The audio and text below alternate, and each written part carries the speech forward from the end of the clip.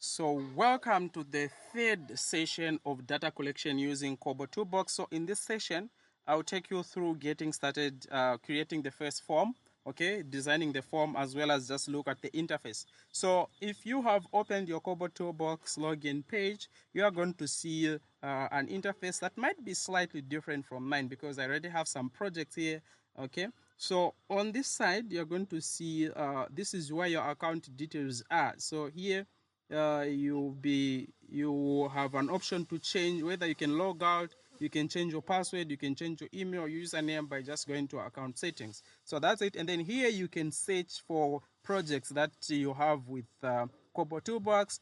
And this one will take you to the home page, which is where I am right now. And then there are two windows. So there's a project window and then there's a library window. So we are going to see sometimes you have questions that you have created in KoboToolbox and then you can take those questions to library. Okay, you can take those questions to library. And what do questions in library do? So questions that are in the library, you can use them for the subsequent projects. Maybe they are similar. Okay, maybe they are similar. Okay, and then now here on the projects window, so projects, so here you are going to see new. Okay, the new option is where you create new projects, and then deployed, this will show you the projects that you have created or the forms or data collection forms that you've created, and you have deployed, they are ready for data collection. And then draft, these are projects that you have created but you are not yet complete. Archived means projects that you have created and then you don't want people to enter any more data, so you archive that project, so meaning someone can no longer enter data into that form. And then here it's where you go for help in case you need some help, and there is source there to if you want to take a look at GitHub and so on. So but now our main focus is on the new, so you are just going to click on new, and then there are 4 different ways in which you can create a data collection form. So build from scratch, or you can use a template, or you can upload an XLS form, or you can upload an XLS form using a universal resource locator URL if you have that form on the website. So but we're not going to use any of these like use template or what. We're just going to go to build from scratch. So I'll click on build from scratch and then I'll call it a name. Okay, so I'll say KoboToolbox. Okay, lesson. Okay, and then here I can put a description, but if I don't want it, it's okay, I can leave it blank. Then here I can put the sector in which I am in. So for example, I can say education services, country, then you can select the country. So here for me, I'm in Zambia, so I'll say Zambia, Zambia, okay. And if this form is going to be deployed in multiple countries, you can select all those countries here, and then you click on create project. So congratulations, if you are with me up to this point, you have successfully created your project. What is just remaining is adding questions to your project. So now how do you add questions? As you can see here, it says this form is currently empty. You can add questions, notes, prompts, or other fields by clicking on the plus sign below. So you click here, and then you are going to say maybe the first, so you add the question. So maybe the first variable that you want to collect or piece of information is usually maybe age. Okay, so age, and then now here you are going, this window is going to open up. So once this window opens up, you are now going to look at which question type, okay, fits your question. So you can see there's select one, select many, text, number, decimal, date, time, and so on and so forth. And this is the benefit of KoboToolbox because it allows you to collect data in different formats. So age obviously is a number, so you're going to put number there, okay?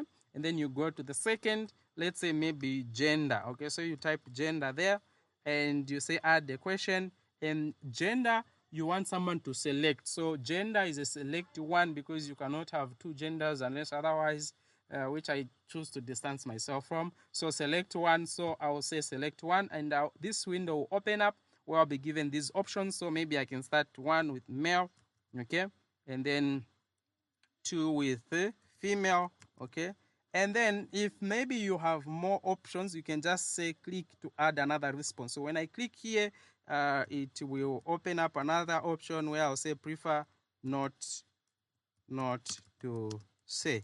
Okay, if you have another one, you can still add, there is no problem. And then once you do that, you can minimize this window by simply clicking here.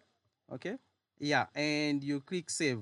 So you have, congratulations, you've added the 2 questions. Okay, now there are times when you might need to add certain type of questions. Maybe let me just emphasize on okay, maybe I'll say height. Okay, height. So height, you can either choose number or decimal. Now, what's the difference between number and decimal? When you choose number, you will not be allowed to input decimals. Okay, you are not going to be allowed to put decimals. But if you put decimal, it will allow you to put a decimal. So this is something worth taking note. So you can put decimal there. I mean, you can put decimal, meaning that someone will be able to input 4.5 or whatever, 1.2. Okay, so once you save, you can preview this form. Okay, you can preview this form by clicking on this icon, this one that says preview form. So when I click here, I can preview how my form is going so far. Okay, so this window is going to open up, which will allow me to preview this form. So as you can see, this is the form, and so you can see age, okay, gender, and height. Okay, this looks so good so far. So you can put in the details, and you can as well print this KoboToolbox form. You can print it out, okay, by clicking there. So far we've seen how we can add different questions. Now let me just talk about question types. Okay, let me just talk about question types. So here I just want to discuss these so that if you know these, I don't have to go through step by step everything, because you can do this on your own. So you see there's number, decimal, we've already talked about. Then the select many is that type of a question where a user is expected to select more than one option. Okay, more than one option. So for example, you can ask, which of the following foods would you like to have? So someone can choose rice and shima together. Okay, so this is the select many. So that's what it is used for. So you are going to use this if you want a user to select more than one option. So date, it is as it says. So one is just going to select the date there. So meaning the chances of making mistakes are very slim here, and data is going to be very consistent. So time, as it says, it's the user will be expected to input time, date and time, meaning both. Okay, point, it refers to a location.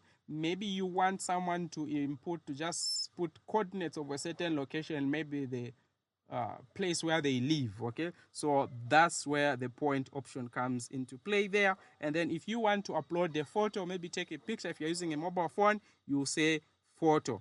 Audio is the same. You can either upload a photo, I mean an audio and music, or maybe you can record if you're using a mobile phone.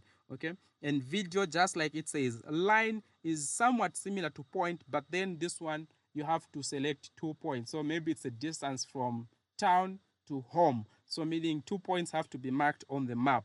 So you'll be given a map where you have to mark 2 points. So maybe home, you put an X, and then market, you put an X. Therefore, you have a line.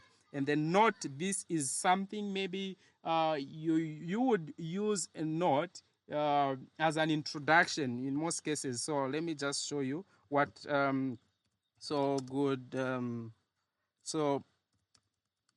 let me just save this so I show you what a note does and what you can use it for. So a note, it won't allow you to put any information, but it's just for someone to just read and take note. Okay, and read and take note. As you can see here, it's just written note. So this is the one that I usually use as an introduction to the questionnaire.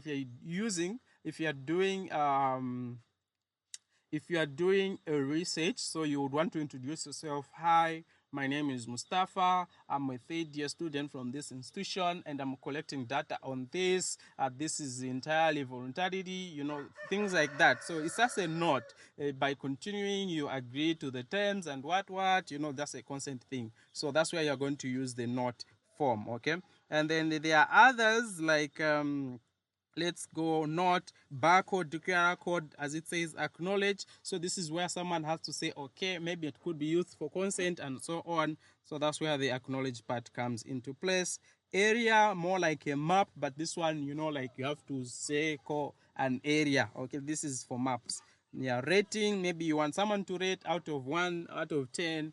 How much do you know, those type of questions. So you're going to use 10 rating. Then there's question matrix. Forget about this. It might be a little bit advanced and difficult to use, so we're not going to talk about it. Rank, as it sounds. Calculate. So if you want, maybe you want to collect BMI, but you don't want people to start putting their BMI. So someone has already put in height, and then they have also put their weight. So you can use a calculate question to put in BMI, which will auto be completed for you.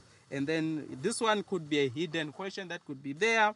And then file, if in case you want to collect maybe CV, whatsoever. Okay, this one they can upload the file in different formats. And then range, as it sounds, and then extend XML. Anyway, I hope this has made sense. So now I'm not going to use any of these. I'm not going to go through question by question. I hope this has made sense. So this is basically how you can actually create questions using KoboToolbox, and I hope it has made sense. So in the next lesson, we're now going to look at different question settings that we can put, okay, like skip logic and validation criteria, and that's where it becomes very interesting. Okay, that's where KoboToolbox becomes very interesting, because it gives you this power, okay, to collect only relevant data, okay, and to only show someone something that they need to, okay, that they must, like, you don't have to give a question to someone who is not going to answer it. So that's why you are going to look at skip logic. So certain questions can be skipped. I hope you've enjoyed the session. See you in the fourth session. Thank you so much. God bless.